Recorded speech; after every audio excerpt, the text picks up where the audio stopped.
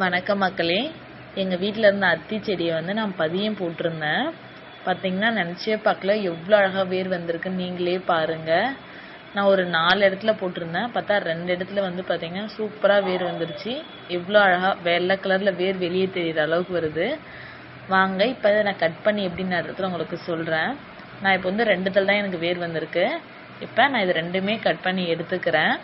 பார்த்தீங்கன்னா நான் பதியம் போட்ட 2மே வந்து காய் இருக்கிற மாதிரி தான் போட்டிருக்கேன். இப்போ இந்த கட் பண்ண 2யும் வந்து கொஞ்ச நேரம் வந்து தண்ணியில் வந்து ஊற வைங்க.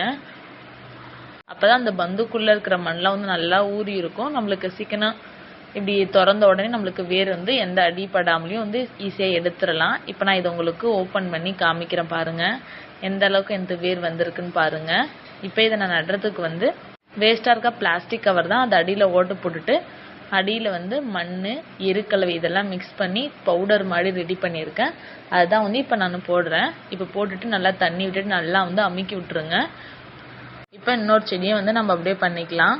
இப்போ நான் நட்டுட்டேன். இதோட ரிசல்ட்டை நான் நெக்ஸ்ட் வீடியோவில் உங்களுக்கு சொல்கிறேன்.